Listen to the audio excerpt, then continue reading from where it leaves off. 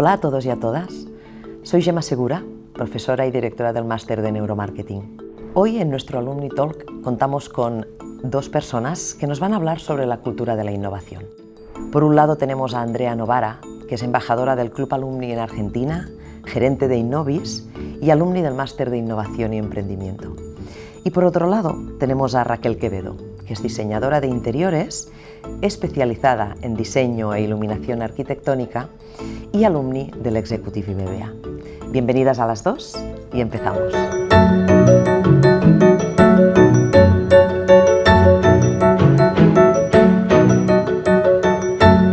Hay una frase que dice que no hay innovación sin riesgo, pero el gran riesgo es no innovar. Andrea, Raquel, bienvenidas, un placer. Un placer. Andrea, vamos a empezar contigo. La primera pregunta, desde tu rol profesional de promover la cultura de la innovación en diferentes empresas, ¿cuál crees que es o son las claves para poder fomentar esa cultura de la innovación? Bueno, ante todo, gracias por el espacio. Muy lindo compartir con Raquel y ustedes este momento. Claves, son varias, pero voy a sintetizar en 4 que son, desde mi criterio como profesional dedicada a esto y desde la experiencia con las empresas que estamos recorriendo. Primero, una alta dirección convencida, formada y comprometida con la innovación como lineamiento al servicio de la estrategia. Y esto lo subrayo porque sin una alta dirección que realmente guíe y avale el proceso, todos los intentos se diluyen. Entonces, y se hace muy difícil también el recorrido. Entonces ahí es necesario, diría imprescindible, que la innovación forme parte de la agenda estratégica de la alta dirección. Segunda clave, necesariamente el equipo de líderes. Todos aquellos que están en rol de liderazgo también deben estar alineados y comprometidos porque son quienes van a guiar, a avalar, a fomentar y sobre todo a generar las condiciones necesarias para que la innovación ocurra. Y ahí, de alguna forma, es el punto clave de lo que es cultura e innovación, porque esto ocurre en la medida que haya condiciones para eso, y la innovación es una consecuencia de la cultura e innovación. Entonces estos líderes se convierten en moldeadores de una cultura que hace que la innovación pueda darse. Luego, y súper importante, las personas, porque la innovación no se realiza a través de la marca o de alguien puntual o de un departamento o área, sino que quienes realmente hacen su aporte, construyen y generan son las personas. Por eso cuando hablamos de cultura e innovación, siempre es foco en las personas, foco en el talento y en las competencias para innovar. Y en ese sentido también, necesariamente, y diría que es otra clave importante, la metodología. Un enfoque metodológico para que eso garantice la consistencia y la sostenibilidad del proceso. Si no, de pronto estamos tal vez trabajando o intentando sobre el abstracto, no sobre el concreto, y se nos diluyen también o desaparecen las intenciones y los focos claves, no llegamos a lo concreto. Esa cultura de innovación, por otro lado, creo que es importante comprender que no se trasplanta, ni se importa, ni se compra. La cultura de innovación es una construcción colectiva y lleva tiempo. Esto lo digo desde la experiencia, porque a veces siento como una ansiedad empresarial de querer tener una cultura ya. Ya quiero la cultura de innovación y ya quiero el resultado disruptivo. Y en realidad es un proceso que tiene que ver, de nuevo, con las personas y su práctica sostenida de conceptos, metodologías, herramientas y un conocimiento aplicado en forma sistemática. Eso garantiza la sostenibilidad, la mirada sistémica y sistemática para lograr sostenibilidad en la innovación. Qué interesante, las 3 S, ¿eh? Las 3 S, las 3 S, es así. Me ha gustado mucho porque al final crear comunidades, personas, ¿no? Alrededor de un propósito en común necesita un tiempo, ¿no? ¿no? Como tú Necesita decías. tiempo. Y lo de la innovación no se trasplanta, no se compra, no se copia, ¿no? Tal cual. Hay que generarla entre todos. Es así, es una construcción entre todos. Qué bien. Raquel, a lo largo de tu trayectoria en diferentes empresas y desde tu opinión y tu mirada, ¿no? ¿Cómo crees que se consigue desarrollar y mantener esa cultura de la innovación en las organizaciones? Pues y yo hay algo que creo que es como el inicio de todo, y es que creo que la innovación tiene que tener un propósito, que obviamente tiene que ir muy alineado al propósito de la empresa, ¿no? Pero creo que es imprescindible, ¿no? La innovación como algo genérico, como un todo, no pasa. Y muy alineado con lo que comentabas de las personas, más allá de ese compromiso de la dirección, si no sumas una masa crítica dentro de la empresa, ¿no? y consigues enamorar a esas personas con ese propósito, con esa innovación, es muy difícil que ocurra la innovación y que se mantenga dentro de una empresa, porque al final, como decías, no es algo que puedas mantener de forma sostenible en el tiempo dentro de una corporación, por mucho que haya 3, 4 personas, un departamento, o por mucho que la dirección lo impulse, si no tienes una masa crítica dentro de la empresa que te ayuda a pedalear en ese sentido. Totalmente, ¿no? Y ahí creo que es muy importante la comunicación, el trabajo de ir comunicando los pequeños quick wins, los avances, un poco, y celebrándolos. Creo que es un rol muy importante para intentar como incorporar cada vez más a esa gente que se vaya sumando, ¿no? Después también el implantar una cultura de trabajo en equipo multidisciplinar y de equipos internos y externos, ¿no? Veníamos quizás de un modelo industrial o empresarial en el que intentábamos como hacerlo todos por nosotros mismos, y ahora mismo yo creo que la realidad es tan compleja y el conocimiento es tan extenso que necesitas apoyarte en gente. Y luego también este concepto un poco de competencia, ¿no? Yo creo que si queremos realmente que haya un cambio significativo, tenemos que estar trabajando con este mix de cooperación, competencia, con tal de hacer un poco que las industrias vayan evolucionando de una forma acelerada, ¿no? Totalmente. Sí, todas prácticas que hacen a la lengua franca de la innovación, ¿no? Que es una forma de democratizar a través de el protagonismo de las personas. Sí, totalmente. Y llevándolos al objetivo ese común. Sí, sí, muy de acuerdo. Fijaros que formación, compromiso, procedimiento y metodología, foco, ¿no? Propósito, condiciones y todo eso, personas, ¿no? Totalmente. Para personas, por personas, ¿no? El para qué siempre tiene que incorporar de una manera u otra a las personas dentro y fuera de la propia organización, ¿no? Y algo que también creo que comentabais y que tiene mucho sentido, ¿no? Y es, hay una parte de la innovación que tiene mucho que ver con el cuándo, ¿no? Es cuándo pasan las cosas, ¿no? Y eso tiene que ver con la innovación vive en transversal, la innovación vive en empresa abierta, en diversidad, ¿no? En ingenuidad, en curiosidad, como estabais diciendo, ¿no? Desde ahí, Andrea,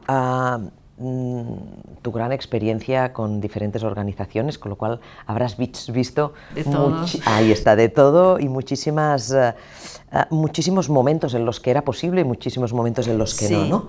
¿Cómo crees que es posible medir el grado de madurez y el grado en la que la cultura de la organización está?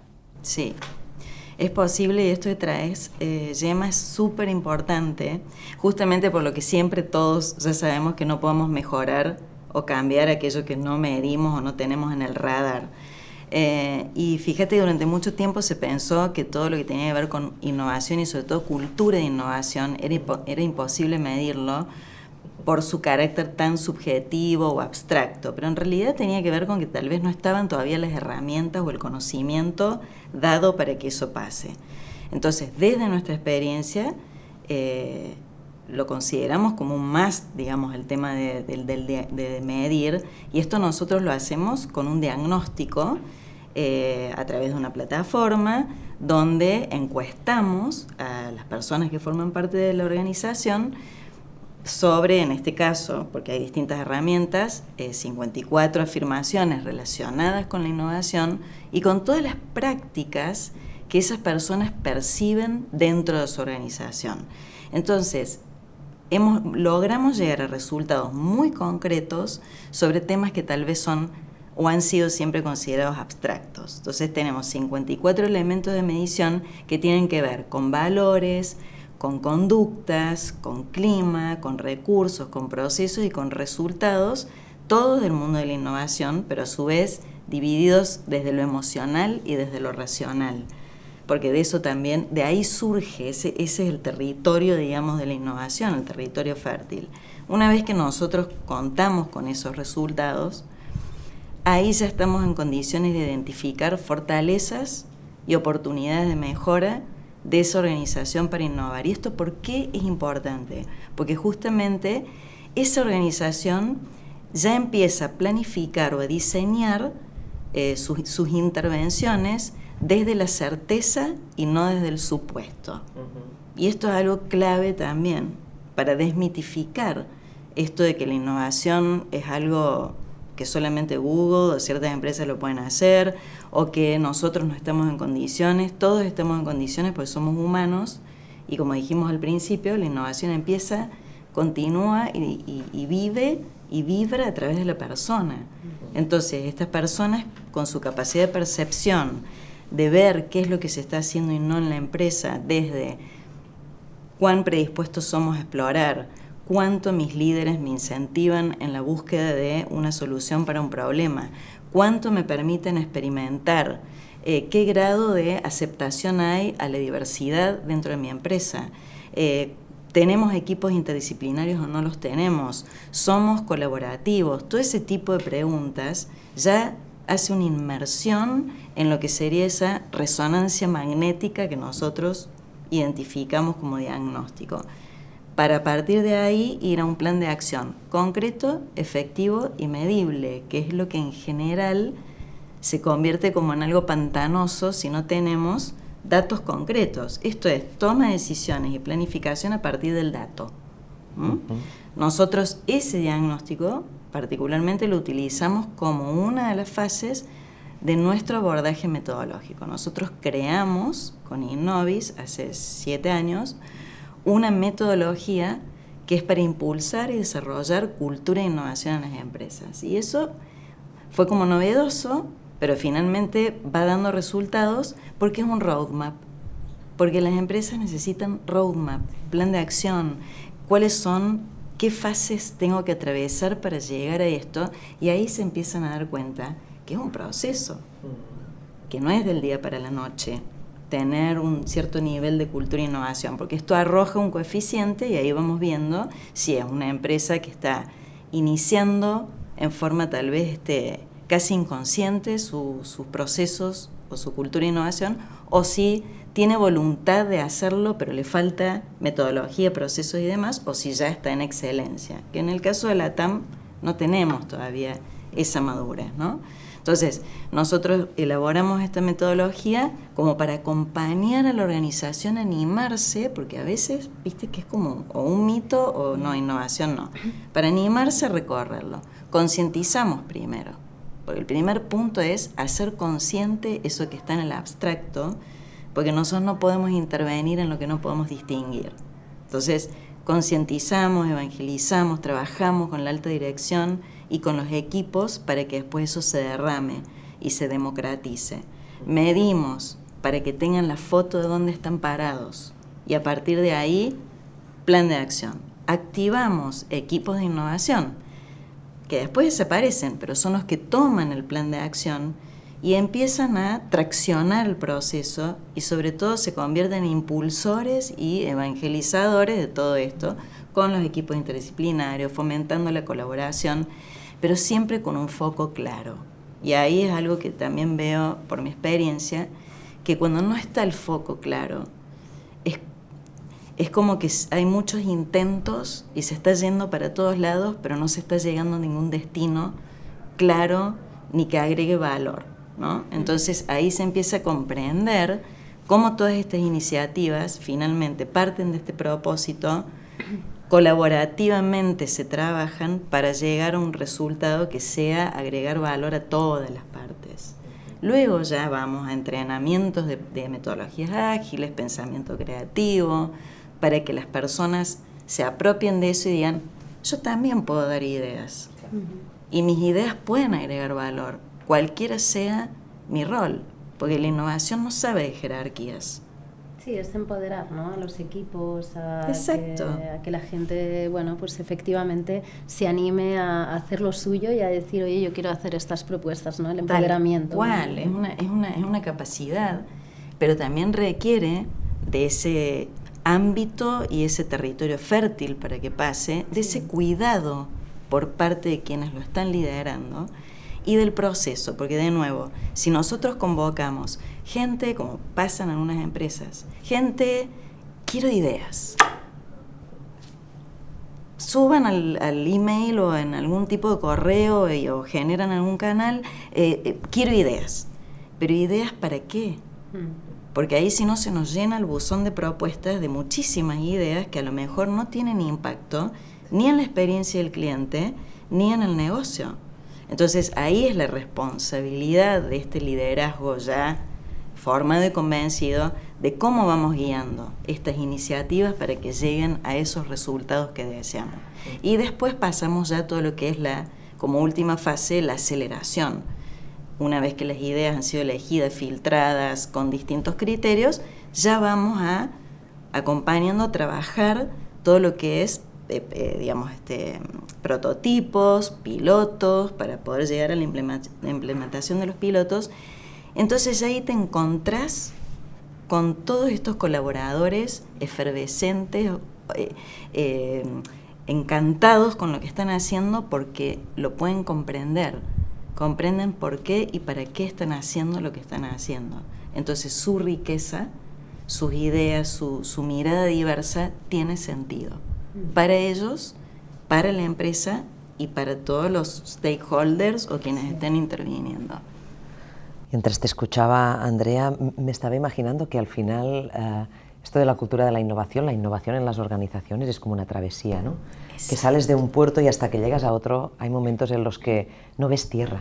Es así. Y todo esto que explicabas ayuda a que esa travesía tenga sentido, ¿no? Sí. Estos procesos de tránsito que no son fáciles, pero con todo lo que nos explicabas ha sido muy detallado, pero creo que merece la pena, sí, porque desde ahí se pueden recoger muchas ideas. Gracias.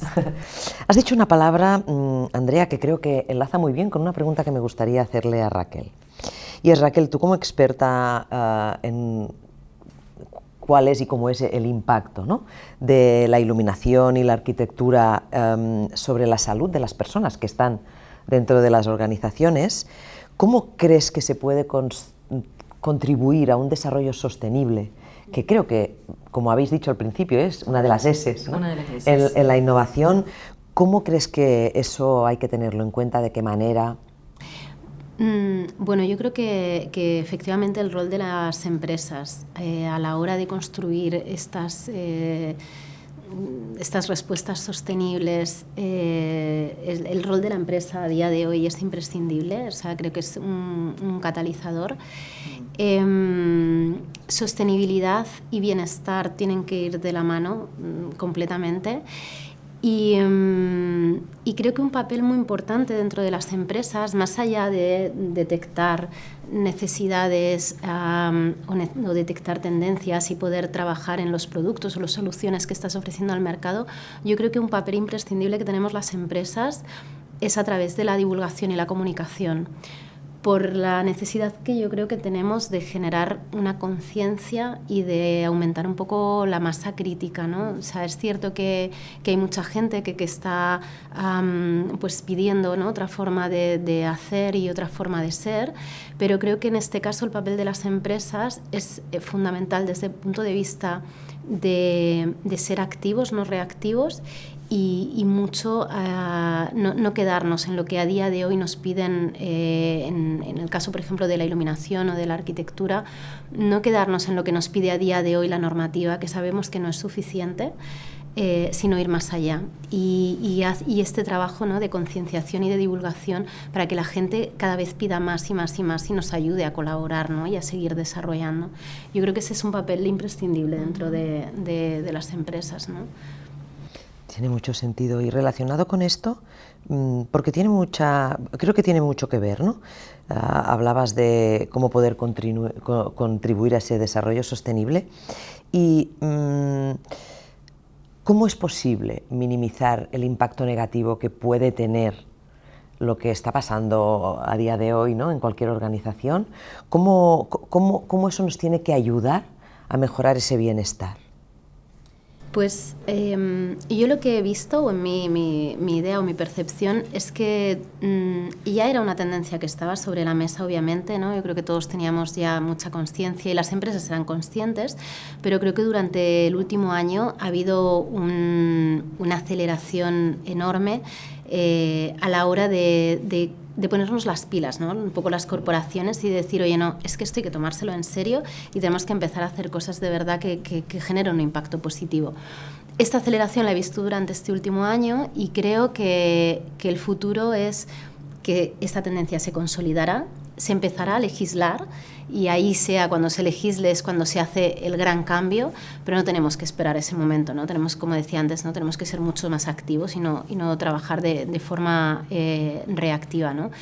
Creo que es la manera, ¿no? Tenemos esa necesidad y tenemos que impulsar el cambio por ahí, ¿no? Ya a nivel arquitectura ya hay muchas iniciativas que se están haciendo, ¿no?, pues Marco Levels y un montón de normativas o de marcos que están apuntando hacia eso, hacia la circularidad, y creo que uno de los challenges que tenemos a las corporaciones es justamente en el fin de ciclo de vida. Creo que estamos haciendo muchas cosas a la hora del ecodiseño, de usar materiales más sostenibles, de fabricar o de diseñar de forma en la que generemos menos emisiones, etcétera, etcétera, pero creo que todavía tenemos una asignatura pendiente en el fin de ciclo de vida del producto, de la solución, y creo que el futuro pasará porque se generarán modelos de negocio en torno a ese fin de ciclo de vida y bueno, y será un escenario interesante, yo creo. Qué bien. Ese innovar, como decíamos al inicio, por y para las personas, ¿no? Ese bienestar individual y colectivo. Sí, totalmente. Muchas gracias, Raquel. Pues ya para terminar, y de forma breve, si pudierais darnos, si quieres empezar tú, Andrea, algún consejo a la comunidad alumni para cómo empezar a partir de mañana ese camino hacia la cultura de la innovación. Bien, pensar en la cultura de innovación como una ventaja competitiva, apostar a las personas, a su talento, a la colaboración y el bienestar, comunicar y democratizar para que esto sea un propósito de todos, suficientemente convocante y expansivo, y también pensar en futuro. No solamente estamos gestionando el presente, sino que es diseñar el futuro deseado. Y la palanca para lograrlo es la innovación y son las personas. Qué bien, muchísimas gracias. Raquel. Pues yo lo que haría es animar a la gente a que encuentre su pasión, ¿sabes? Eso que les mueve, porque creo que en base a esa pasión es que puedes ir evolucionando, aprendiendo, formándote, y puedes evolucionar y moldear un poco tu trayectoria profesional, ¿no? Cuando estaba estudiando el máster de innovación, recuerdo leer una nota técnica de uno de los profesores, de Xavier Ferrás, que era sobre innovación y competitividad, y tenía un enfoque, lo que él denominaba el inside out, ¿no? Que partía de un momento de introspección, de detectar tus fortalezas y en torno a ellas pivotar para ir un poco pues respondiendo, ¿no?, a lo que te ibas encontrando en el entorno, ¿no?, e ir innovando en torno a eso. Y creo que eso, que la nota técnica lo aplicaba mucho a la corporación o a la empresa, creo que a nivel persona y marca personal tiene mucho sentido también, ¿no? Pensar en la innovación, pero a través de esa introspección, y en torno a eso pivotar y evolucionar. Qué bien, me ha gustado muchísimo. A mí me ha recordado, lo conocéis, a Sir Ken Robinson cuando habla de el elemento, ¿no? cómo encontrar ese elemento para desde ahí buscar esa pasión que te permita esas ideas que ya las tienes dentro, pero que luego las puedes conectar hacia afuera, ¿no? Totalmente. Difícil con todas las ideas, con todas las propuestas que nos habéis dejado encima de la mesa. Yo me quedaría con una frase, si os parece, para cerrarla y también para daros muchísimas gracias por haber estado aquí escuchando. Y es que hay que poner el futuro en la agenda del presente. Perfecto. Y eso tiene que ver con la innovación. Y hacerlo con pasión y teniendo en cuenta a las personas, ¿verdad? Pues un placer, de verdad, haber compartido esta charla con vosotras. Muchas gracias, Andrea, muchas gracias, Raquel. Muchas gracias. Y muchas gracias a la comunidad por estar ahí, por escucharnos. Nos vemos pronto en el próximo Alumni Talk. Que vaya muy bien.